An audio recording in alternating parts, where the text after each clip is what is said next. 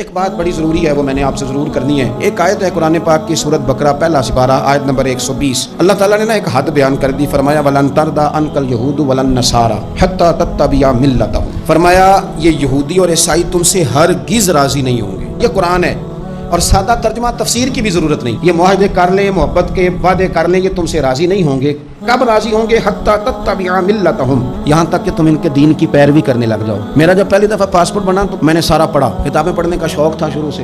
اس کے ہر صفحے پہ لکھا ہے کہ سوائے اسرائیل کے، یعنی آپ پوری دنیا میں یہ سبز ہلالی پاسپورٹ لے کے جا سکتے ہیں، خبردار اسرائیل آپ یہ پاسپورٹ لے کے نہیں جا سکتے۔ یعنی اتنی نفرت کسی ملک سے کہ اس پر لکھ کے چھاپ دیا ہر صفحے پر کہ یہ پاسپورٹ سوائے اسرائیل کے ہر ملک کے لیے کارآمد ہے۔ میرا سوال ہے عرب کے ان لیڈروں سے جنہوں نے اسرائیل کے ساتھ معاہدہ کیا، مجھے بتاؤ تمہیں فلسطین کی بیٹیاں بھول گئی نا ساری کی ساری؟ تمہیں وہ ماں بھول گئی نا جو مسجد اقصیٰ کے دروازے پہ کھڑی ہو کے چیخیں مارتی تھی اور کہتی تھی کوئی علی کو خبر کرو کہ میری بچیاں قید میں ہیں؟ وہ بھول گئی؟ تمہیں وہ بہن بھول گئی نا جس پر شراب کی بوتل انڈیڑتے تھے اسرائیل کے فوجی؟ وہ آپ کو ابھی بھی ویڈیو مل جائے گی، وہ انڈیلتے تھے شراب کی بوتل، اسے پکڑتے تھے، دست درازی کرتے تھے، اور وہ بیٹی کہتی تھی یا رحمت للعالمین۔ بھول گیا تمہیں وہ سارا کچھ؟ تم نے ایک منٹ لگایا اور تم معاہدہ کس سے کروا رہے ہو؟ امریکہ کے صدر سے؟ اتنا ظلم کیا تم نے، اتنا قاتل کے ساتھ معاہدہ؟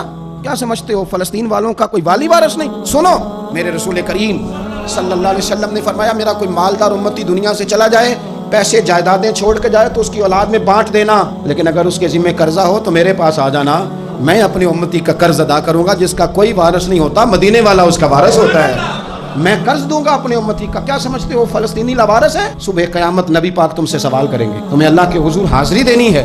کیوں نہیں صلح کرتا اسرائیل فلسطین کے ساتھ؟ لبنان کے ساتھ دوستی کیوں نہیں کرتا؟ شام سارا کٹ گیا اسرائیل کی وجہ سے، آج تمہیں خیال آیا ان کے ساتھ معاہدہ کرنے کا؟ ہمیں سبق پڑھاتے ہو، خدا سے ڈرو۔ اور پھر اقبال کہتے ہیں مسلمانوں سے مایوس نہ ہونا، حکمرانوں سے زیادہ امیدیں بھی نہ لگانا۔ وہ جو چھوٹے چھوٹے لوگ نکلے تھے نا صحرا سے، بظاہر غریب تھے، بظاہر ان کے پاس مال نہیں تھا، وہ خالد بن ولید جیسے، وہ سعد بن ابی وقاص جیسے، بظاہر ان کے پاس زیادہ اسلحہ نہیں تھا۔ اقبال کہنے لگے مایوس نہ ہونا، یہ نہیں کہنا بن کچھ نہیں سکتا، فرمانے لگے رات میں نے سنا ہے فرشتے آپس میں باتیں کر رہے ہیں۔ واہ اقبال تیرا بھی انداز کتنا نرالا ہے۔ کہنے لگے رات فرشتے آپس میں باتیں کر رہے تھے، میں نے سن لی ہیں۔ بھلا وہ کیا کہہ رہے تھے؟ یہ سارے لوگ نا خالد بن ولید، سعد بن ابی وقاص، یہ صحرا کے رہنے والے تھے، اور اس وقت کی سب سے سپر پاور روما کہلاتی، الٹ پلٹ کے رکھ دی ساری رومی سلطنت۔ تو اقبال کہنے لگے رات فرشتے آپس میں باتیں کر رہے تھے کہ سنا ہے پاکستان کے، ہندوستان کے مسلمان جوان مایوس ہو گئے۔ کہنے لگا نہ مایوس ہونا، نکل کے صحرا سے، جس نے روما کی سلطنت کو الٹ دیا تھا، نکل کے صحرا سے۔ گرمی دیکھو اس شہر کی، ولولہ دیکھو اس مرد کا جو مصور پاکستان ہے، نکل کے صحرا سے جس نے روما کی سلطنت کو الٹ دیا تھا۔ سنا ہے میں نے یہ قدسیوں سے، وہ شیر پھر ہوشیار ہوگا۔